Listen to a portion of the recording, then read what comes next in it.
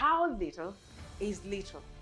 Everyone has a talent. The word little speaks of small in size, amount, or degree, often used to convey an appealing diminutiveness or express an affectionate or condescending attitude. There's no human being created by God that didn't come into this world with something.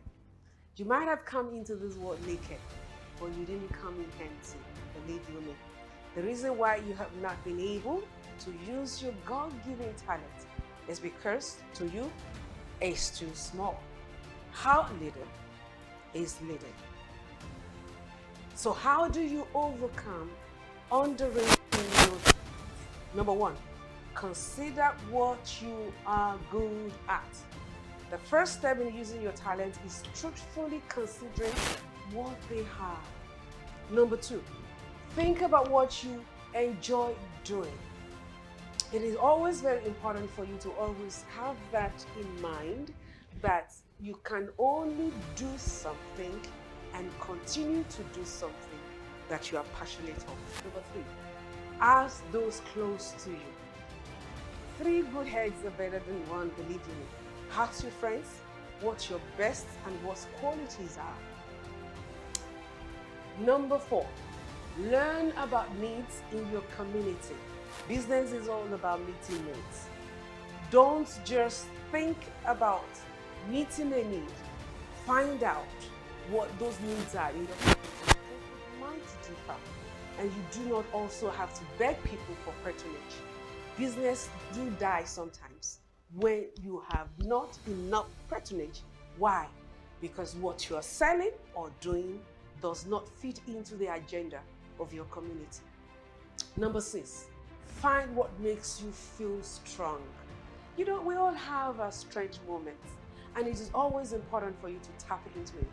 Never think that in all ramifications of life, you are weak. No, there is a strength point of you. Tap into it and leverage on it. Find what you spend the most money on. Some of us spend money on Coke and Fanta. Some spending on clothing.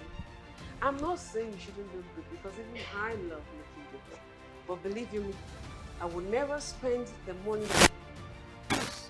to better myself, or at least to increase my income, on frivolous spending. Be very mindful of spending anyhow. Frugal in spending. Be frugal in spending. Ask your family members what you loved doing as a child. You know, there are some things, I remember, you know, when we were growing up and all that, I wanted to be many things. I wanted to be Miss Nigeria, because my father and everyone around me were actually, they were all calling me Miss Nigeria.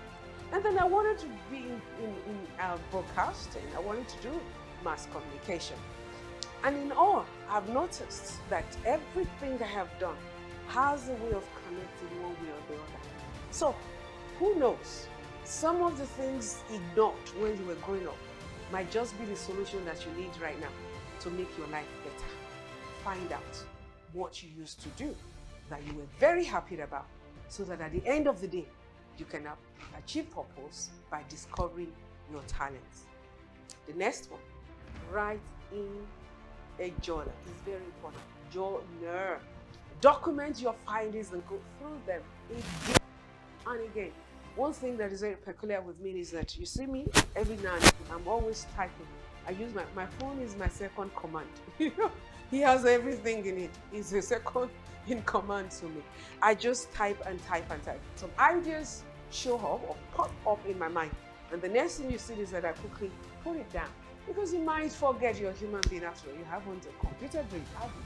So learn to use journals so that you might keep track of how far you've gone in realizing your goals, or what those goals are, and which one in particular you intend to leverage on. All right, look for talent in others.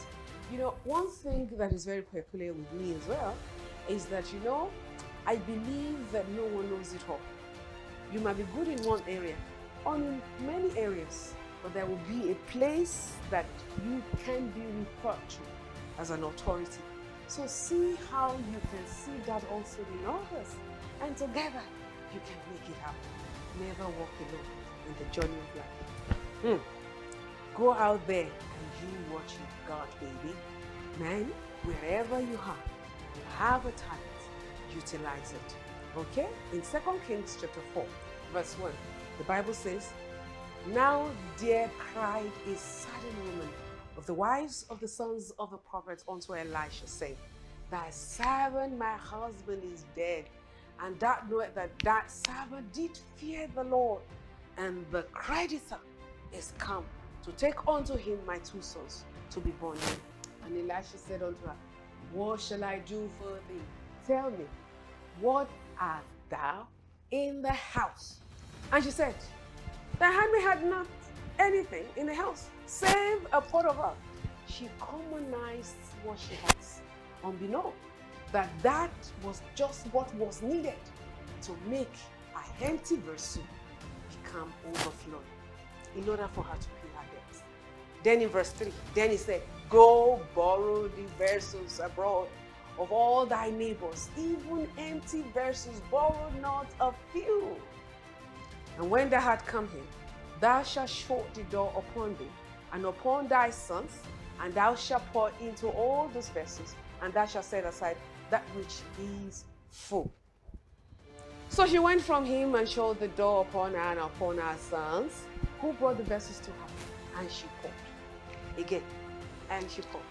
And it came to pass, when the vessels were full, that she said unto her son, Bring me yet a little or more vessels. And he said unto her, There is not a vessel more. And the oil stayed. Then he came and told the man of God, and he said, Go sell the oil and pay thy debt, and leave thou and thy children on the rest. What is this widow woman once considered small? It's the oil merchant. Use what you have to get what you want in life. It's not too late for you, you know. I ask you again, how little is little? It is still possibility time with Dr. Helen Oritsejafor, and I am excited because I know that the little in you will become a giant tomorrow. Utilize it, run with it, and be calm. I celebrate you because you are the one that is next in line to become possibly an oil merchant or whatever. I love you from the bottom of my heart. I simply wish you well, because in all things are possible with God. See you some other time. God bless.